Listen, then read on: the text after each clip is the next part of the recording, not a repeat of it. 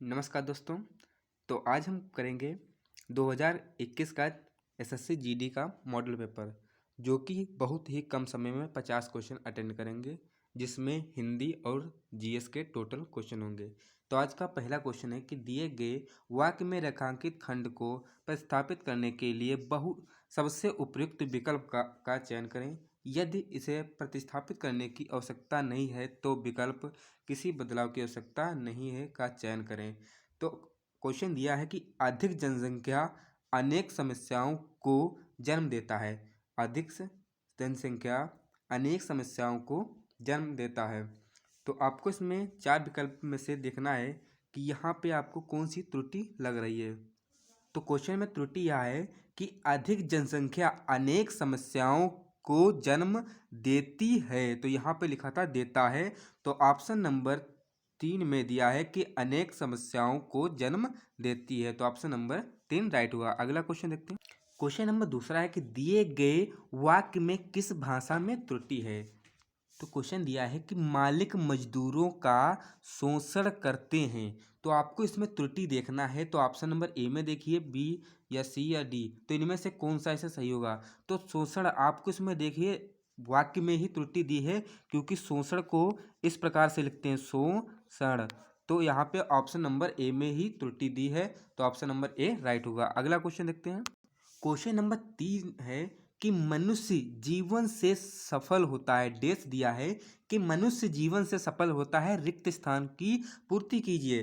तो मनुष्य जब आलसी जीवन से सफल होता है, या परिश्रम से होता है, या लोभ लालच से होता है, या क्रोध से होता है। तो मनुष्य जो है उसका जीवन परिश्रम से सफल होता है। तो ऑप्शन नंबर बी राइट होगा। क्वेश्चन नंबर चौथा है कि दिए गए वाक्य का भाग ज्ञात कीजिए जिसमें त्रुटि है। तो आपको त्रुटि देखना है किस भाग में दिया गया है। तो कई दिनों की बदली के पीछे आज धूप निकली है। तो आपको इसमें देखना है कि त्रुटि कौन सी है।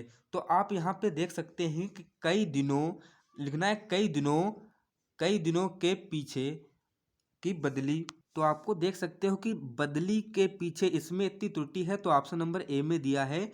आप यहाँ पे कह सकते हैं कई दिनों की आज धूप निकली है। तो वाक्य आपका यहाँ से लगाकर यहाँ तक राइट होगा। तो ऑप्शन नंबर ए में त्रुटि दिख रहा है।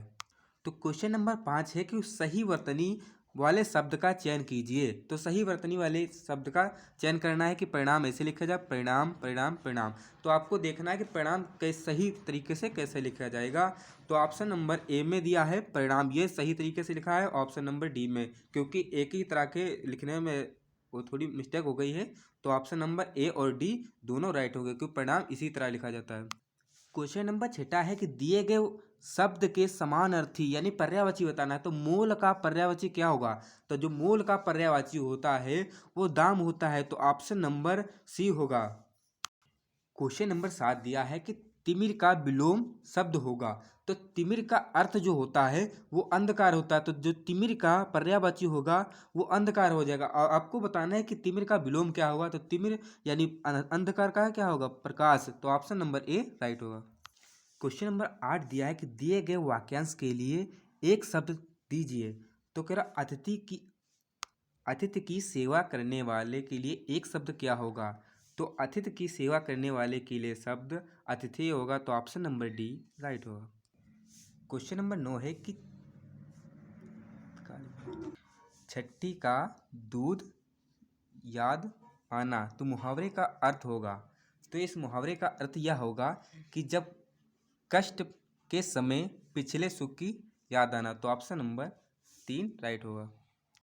क्वेश्चन नंबर 10 है कि उन्नति का विलोम क्या होगा। तो उन्नति का विलोम जो होता है वो अवनति होता है। तो ऑप्शन नंबर बी राइट होगा। क्वेश्चन नंबर 11 है कि दिए गए वाक्य रेखांकित खंड को प्रतिस्थापित करने के लिए सबसे उपयुक्त विकल्प का चयन करें। तो आपको इसमें देखना है कि क्वेश्चन में कौन सी त्रुटि दी है। तो परिवार नियोजन को कार्यक्रमों, तो आप इसमें देख सकते हैं कार्यक्रमों यहाँ पर गलत लिखा है, और द्वारा जनसंख्या वृद्धि को रोकना चाहिए। तो आपको इसमें 4 विकल्पों में से देखना है कि कौन सा इसमें विकल्प सटीक बैठेगा।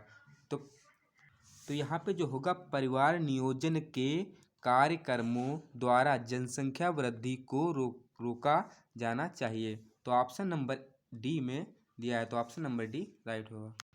क्वेश्चन नंबर 12 दिया है कि रिक्त स्थान भरने के लिए सबसे उपयुक्त शब्द का चयन कीजिए।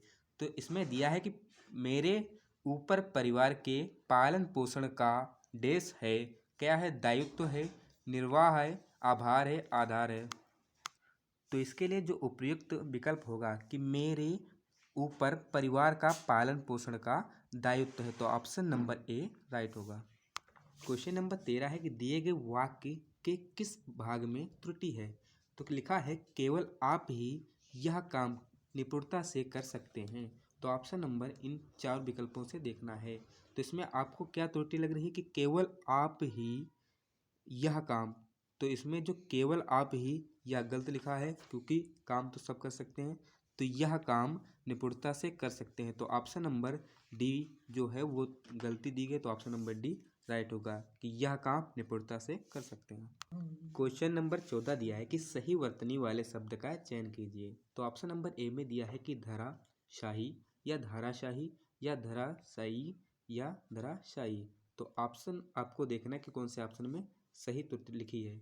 तो ऑप्शन नंबर ए में लिखा है कि धराशायी, तो ऑप्शन नंबर ए राइट होगा। क्वेश्चन नंबर 15 दिया है कि धरती और आकाश के बीच का स्थान वाक्यांश के लिए एक शब्द होगा। मतलब जो धरती और आकाश के बीच जो आता है उसे क्या कहते हैं, तो उसे हम कहते हैं अंतरिक्ष। तो ऑप्शन नंबर डी राइट होगा। क्वेश्चन नंबर नेक्स्ट है कि निम्न प्रश्न में से दिए गए 4 विकल्पों में से उस विकल्प का चयन कीजिए जो मुहावरे का सही अर्थ मतलब व्यक्त करता है। तो हाथ मलने का अर्थ क्या होता है, तो आपको इन 4 विकल्पों में से बताना है। तो आज हाथ मलने का जो अर्थ होता है वो होता है पछताना। क्वेश्चन नंबर 17 है कि दिए गए वाक्य रेखांकित खंड का प्रतिस्थापित करने के लिए सबसे उपयुक्त विकल्प का चयन करें। यदि प्रतिस्थापित करने की आवश्यकता नहीं है तो उस विकल्प को चयन कीजिए, या किसी बदलाव की आवश्यकता नहीं है तो का चयन कीजिए। तो ऑप्शन नंबर मतलब क्वेश्चन दिया है कि मैं आम खाया गया, तो मैं आम खाया गया। तो आप इसमें से देखना है कि तीनों विकल्प में से कौन सा यहाँ पे सटीक रहेगा। तो यहाँ पे लिखो मेरे को आम खाया गया, तो ये तो गलत हो जाएगा। मुझसे आम खाया गया, तो क्या होगा, ऑप्शन नंबर बी राइट होगा। क्वेश्चन नंबर 18 है कि किसी और स्थान पर के लिए जो वाक्यांश शब्द होगा, यानी किसी और स्थान पर इसके लिए जो शब्द होगा वो आपको 4 विकल्पों में से देखना है। तो सर्वत्र का अर्थ होता है कि सब जगह, और अन्यत्र का मतलब होता है किसी अन्य स्थान पर, तो ऑप्शन नंबर ए राइट होगा। क्वेश्चन नंबर 19 है व्यथा का पर्यायवाची बताना है। तो आप व्यथा का पर्यायवाची बताएंगे, तो आपको इसमें व्यथा का जो पर्यायवाची बताना है, व्यथा यानी दुख, तो ऑप्शन नंबर डी राइट होगा। क्वेश्चन नंबर 20 आपके सामने है कि हमारी राजभाषा के लिए जो उचित शब्द लिखिए। तो जो हमारी भाषा क्या है, राजभाषा हिंदी है, तो हिंदी हमारी राजभाषा है, तो ऑप्शन नंबर। तो हिंदी का जो पेपर है वो सॉल्व हो चुका है, क्योंकि हमने जो उसमें पैसेज को मतलब हमने छोड़ दिया है। यदि आपको पैसेज हल करना है तो आप हमारे चैनल पर जाके टेलीग्राम पर देख सकते हैं। तो अब यहाँ से पढ़ेंगे हम जीएस, जो कि बहुत ही इम्पोर्टेंट है। तो लिखा है क्वेश्चन नंबर 24 है कि भारतीय संविधान में से कौन सा स्वरूप गैर न्याय संगत है। तो आपको इसमें 4 विकल्पों में से देखना है कि भारतीय संविधान में गैर न्याय संगत है, तो ऑप्शन नंबर बी राइट होगा। क्वेश्चन नंबर 25 है कि भारत में सक्रिय ज्वालामुखी कहाँ पाई जाती हैं। तो भारत में आपको बताना है कि सक्रिय ज्वालामुखी कहाँ पाई जाती हैं। तो ऑप्शन नंबर ए दिया है लक्षद्वीप, अंडमान निकोबार, पुदुचेरी, गोवा। तो सक्रिय ज्वालामुखी जो है अंडमान निकोबार में पाई जाती हैं, जिसका नाम है वेरन द्वीप। क्वेश्चन नंबर 26 है कि गिद्ध संरक्षण एवं प्रजनन केंद्र निम्न से कहाँ स्थित हैं। तो ऑप्शन नंबर ए में दिया है पंजाब, पुष्कर, आगरा, रामपुर।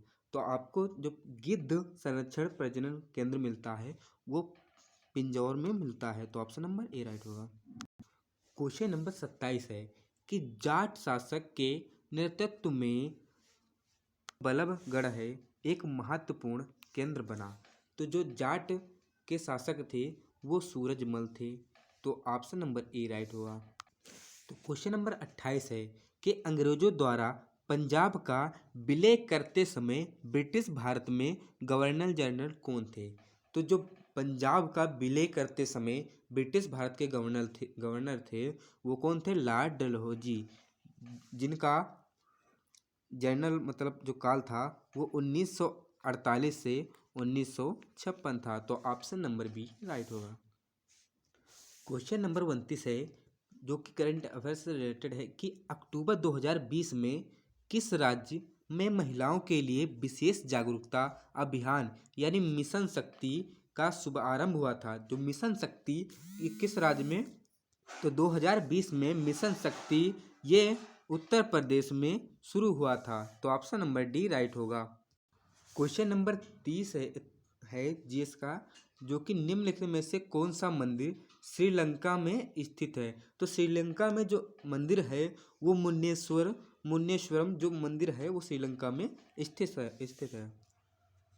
तो क्वेश्चन नंबर 31 है जो कि अभी जीडी में पूछा गया था कि कॉमनवेल्थ गेम्स 2018 अंतिम पदक तालिका में भारत का स्थान कौन सा था। तो आपको इसमें बताना है कि कॉमनवेल्थ में जो गेम्स 2018 में हुआ था उसमें भारत का कौन सा स्थान था। तो 2018 में कॉमनवेल्थ गेम्स में भारत का तीसरा स्थान था। तो क्वेश्चन नंबर 32 दिया है कि सूचना का अधिकार अधिनियम कानून का एक अच्छा उदाहरण है और इसके कार्य करने की अधिक संभावना है क्योंकि आपको ऑप्शन इनमें से देखना है कि सूचना का अधिकार का उदाहरण है। तो जो सूचना का अधिकार अधिनियम है उसमें कहता है कि यह लोगों को यह पता लगाने का अधिकार देता है कि सरकार में क्या हो रहा है। तो ऑप्शन नंबर बी राइट होगा।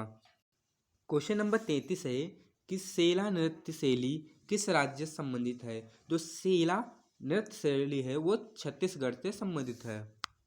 तो क्वेश्चन नंबर नेक्स्ट है कि सार्वजनिक मामलों के सूचकांक 2020 के अनुसार निम्नलिखित में से किसको केंद्र शासित प्रदेशों की श्रेणी में सबसे अच्छा केंद्र शासित प्रदेश घोषित किया गया है। तो जो 2020 के सार्वजनिक मामलों में जो केंद्र शासित सबसे अच्छा श्रेणी में आया था वो चंडीगढ़ था। तो ऑप्शन नंबर ए राइट होगा।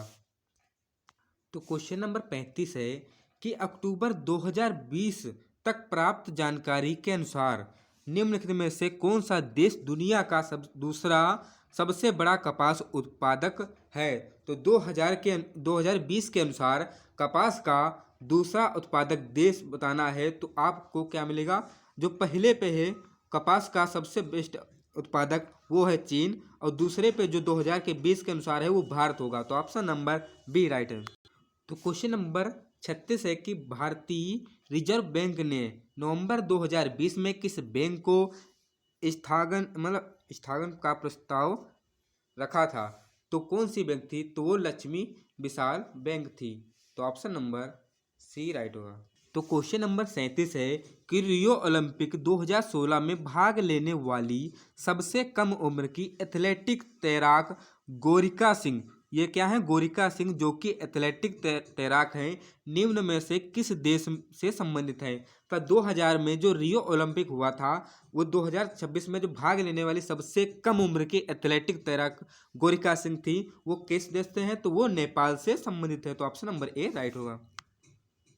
क्वेश्चन नंबर 38 है कि पहली बंगाली महिला लेखिका आशापूर्णा देवी ने किस वर्ष ज्ञानपीठ पुरस्कार जीता। तो आपको बंगाल की महिला लेखा आशापूर्णा देवी ने किस वर्ष ज्ञानपीठ पुरस्कार है वो जीता था। तो 1976 में आशापूर्णा देवी ने ये ज्ञानपीठ पुरस्कार को जीता था। तो क्वेश्चन नंबर 39 है कि निम्न में से कौन सा पारिस्थितिकी तंत्र का एक अजैविक घटक नहीं है। तो आपसे इन विकल्पों में से देखना है कि कौन सा अजैविक घटक नहीं है। तो जो 3 विकल्प में दिया है तो पारिस्थितिकी जो तंत्र आजीविका घटक होते हैं वो खनिज होते हैं, पवन पवन होते हैं और तापमान होते हैं, मगर जो आजीवित जीव हैं वो आजीविक घटक नहीं है। तो क्वेश्चन नंबर 40 है, जो क्वेश्चन नंबर 40 दिया है कि केलकर जो समिति है 2015 से संबंधित है। तो आप इसमें देख सकते हैं कि जीडी में कितनी पुरानी करंट अफेयर पूछी जा रही है। तो केलकर समिति 2015 की आपको बताना है। तो ऑप्शन नंबर जो सी में दिया है कि असंख्यात्मक विकास के पीपी मॉडल जो है वो 2015 में जो केलकर समिति से संबंधित, तो ऑप्शन नंबर सी राइट होगा। तो क्वेश्चन नंबर 41 है, जो क्वेश्चन नंबर 41 है, किसी निजी बैंक ने 26 नवंबर 2020 को व्यापारियों के लिए जो एसएमएस पे नामक एक दूरस्थ जो भुगतान सेवा शुरू की थी वो कौन सी बैंक ने की थी? यानी एसएमएस पे वाली जो नामक जो दूरस्थ भुगतान सेवा है वो किस बैंक ने की थी? तो वो थी यस बैंक। तो ऑप्शन नंबर बी राइट होगा।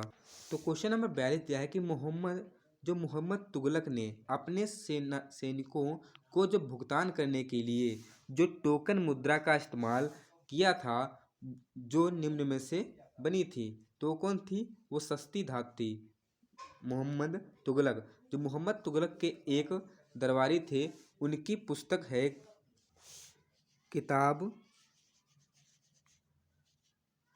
किताब उल रहेला। तो आपको ये बताना है कमेंट में कि ये कौन से विद्वान थे जो दरबारी थे, उनकी किसकी पुस्तक है। तो क्वेश्चन नंबर 43 है कि निम्नलिखित में से इंडिया प्रीमियर लीग 2020 में most valuable player of the tournament घोषित किया गया था, वो कौन सा प्लेयर है? तो वो था जोफ्रा आर्चर 2000 इंडियन प्रीमियर 2020 में। तो ऑप्शन नंबर डी होगा। तो क्वेश्चन नंबर 44 है कि जो पीनियल जो ग्रंथि से स्रावित होता है वो कौन सी क्या है? तो क्या है? मेलाटोनिन। तो ऑप्शन नंबर ए राइट होगा। क्वेश्चन नंबर 45 दिया है कि लगभग 1900 वर्ष पहले कागज का आविष्कार किस देश ने किया था? तो आपको बताना है कि 1900 वर्ष पहले कागज का आविष्कार किसने किया था? तो वो थी चीन। तो ऑप्शन नंबर बी राइट होगा।